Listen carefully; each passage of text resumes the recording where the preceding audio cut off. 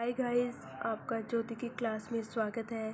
तो चलिए आइए हम अपने टॉपिक को स्टार्ट करते हैं। उससे पहले आप मेरे चैनल को लाइक करना, शेयर करना और सब्सक्राइब ज़रूर करना ताकि आप मेरी आगे की वीडियो को देख सकें। नोटिफिकेशन बटन को भी दबा देना।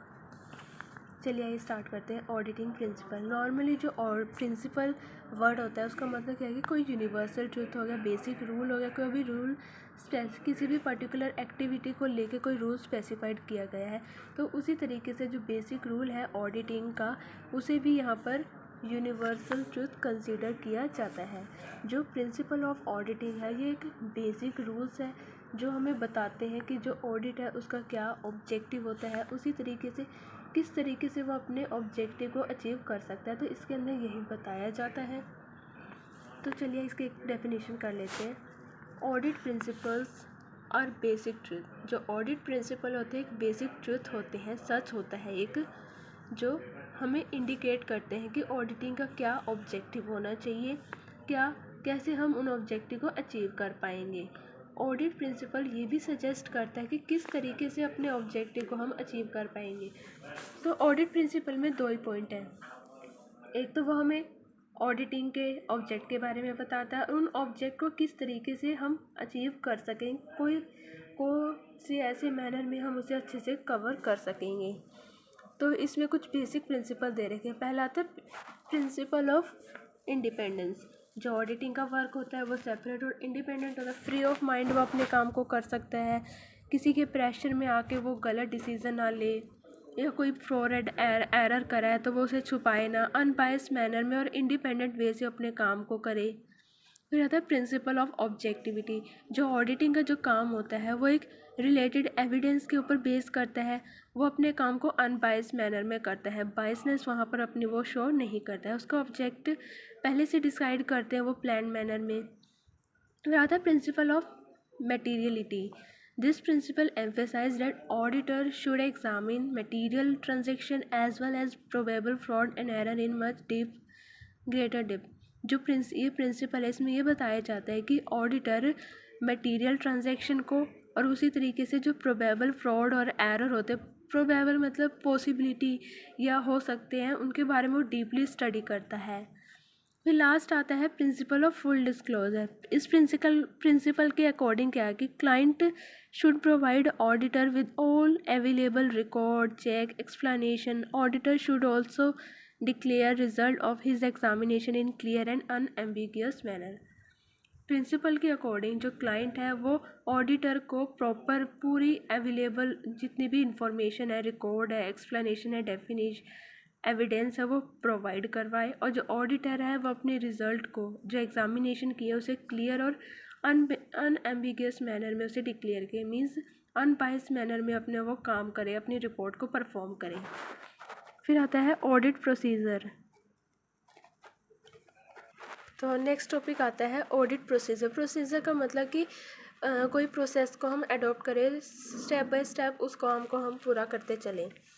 ऑडिट प्रोसीजर में वो सभी टास्क इंक्लूड होते हैं जो हम अकाउंट को एग्जामिन करके उसके दौरान जो हमें टास्क को पूरा करना होता है। कुछ प्रोसीजर्स हमें यहाँ दिए गए हैं। किसी भी स्पेसिफिक ऑब्जेक्ट को अचीव करने के लिए उन प्रोसीजर को हम फॉलो करते चले विद डेटरमाइन, ताकि एक्यूरेसी भी वहाँ पर आए हमारे काम में। Auditor choose audit technique keeping in mind the nature of business. जो नेचर है बिजनेस के नेचर को ध्यान में रखते हुए वो ऑडिट टेक्निक को वहाँ पर चूज़ करे और स्पेसिफिक सर्कमस्टांसेस भी देखे, अगर उसके अकॉर्डिंग वो सूट करे तभी वो टेक्निक को अडॉप्ट करे। He demand various information and document. जो उसका क्लाइंट है उससे वो बहुत सारे इन्फॉर्मेशन और डॉक्यूमेंट को डिमांड करता है, एसेट से रिलेटेड, लाइबिलिटी से रिलेटेड, या कोई भी अदर मैटर हो गया बिजनेस का, उससे रिलेटेड वो इन्फॉर्मेशन और डॉक्यूमेंट की डिमांड कर सकता है। इसकी हेल्प से ही वो इन्वेस्टिगेशन को पूरा कर सकेगा, कंडक्ट कर पाएगा। फिर आता है ऑडिट टेक्निक। जब हम ऑडिट को कंडक्ट करते हैं तो उसमें हम किसी भी काम को ऑडिट को करने के लिए हम कुछ टेक्निक को अप्लाई करते हैं वहाँ पर, ताकि हम अपने ऑब्जेक्ट को प्रॉपर वे से अचीव कर सकें और जो अकाउंट्स है उसमें एक्यूरेसी को, ऑथेंटिसिटी को वहाँ पर एस्टैब्लिश कर सकें। तो ऑडिट टेक्निक उसे ही कहा जाता है। Audit techniques are the method of performance of examination. जो ऑडिट टेक्निक है वो एक मेथड है किसी भी बुक ऑफ अकाउंट का एग्जामिनेशन करने के लिए जो हम परफॉर्म करते हैं। ऑडिट टेक्निक मेथड होते हैं, मतलब बुक ऑफ अकाउंट का एग्जामिन करते हैं उसे परफॉर्म करने के लिए। All the technique use in order to achieve the audit object are included in. जितनी भी हम टेक्निक को यूज़ करते हैं किसी भी ऑडिट ऑब्जेक्ट को अचीव करने के लिए, तो वो ऑडिट टेक्निक के अंदर इंक्लूड होता है। हम दूसरे शब्द में कह सकते हैं जो ऑडिट टेक्निक है उसमें वो सभी मेथड इंक्लूड होते हैं जो ऑडिटर अपनाता है जब भी वो किसी भी बुक ऑफ अकाउंट को एग्जामिन करके उस टाइम वो उन सभी टेक्निक को अडॉप्ट करके वहाँ पर चलता है। तो इसमें एग्जांपल दे रखे हैं कुछ, जैसे कि फ़िज़िकल वेरिफिकेशन किया जाता है, फ़िज़िकल इन्वेंट्री वेरिफिकेशन, जो भी एविडेंस है उनको वेरीफाई किया जाता है, रिव्यू लिया जाता है बुक कीपिंग के काम का, जो सोर्स ऑफ डॉक्यूमेंट है उन्हें एग्जामिन किया जाता है, अकाउंट्स को एग्जामिन करना, इंक्वायरी कंडक्ट करना, सब्सिडरी अकाउंट को एग्जामिन करना, वेरियस फैक्टर के बीच में कोरिलेशन एस्टैब्लिश करना, एनालिसिस करना। बहुत सारे इसके एग्जांपल है जो टेक्निक हम अडॉप्ट करते हैं तभी वो अच्छे से हम कर पाएंगे। फिर जो प्रिंसिपल है, प्रोसीजर है, टेक्निक, उसके बीच में कुछ रिलेशन दे रखा है यहाँ पर। Principle, procedure and technique of auditing are very closely related. मतलब ये तीनों ही एक दूसरे से रिलेट करती हैं। In every audit the plan for examination work is made on the basis of audit principle. हर एक ऑडिट में जो हम किसी भी काम को करने के लिए जो प्लान बनाते हैं वो ऑडिट प्रिंसिपल के अकॉर्डिंग बनाते हैं। इन प्लान को हम in accordance with a benchmark, उनकी एक्यूरेसी को चेक करने के लिए हम इन प्लान को हमेशा इनके प्लान बना के चलते हैं। प्लान के अकॉर्डिंग प्रोसीजर को फॉलो करते भाई हमने प्लान तो बना लिया, इतनी चीज़ मान लो हमने ये बुक एग्जामिन करनी है, ये ट्रांजेक्शन देखनी है, किस वे से देखनी है वो प्रोसीजर स्टेप बाय, मतलब पहले क्या चीज़ देखनी है फिर क्या करनी है। उसके बाद टेक्निक, कौन सी टेक्निक से हम उन्हें अच्छे से वो काम वेरीफाई कर सकेंगे, अप्लाई कर सकेंगे, वो अप्लाई करेंगे। तो इन ऑर्डर टू मेक जो ऑडिट टेक्निक है उन्हें इफेक्टिव और एफिशिएंट बनाने के लिए कुछ मॉडिफाइड और इम्प्रूवमेंट यहाँ टाइम टू टाइम की जाती है।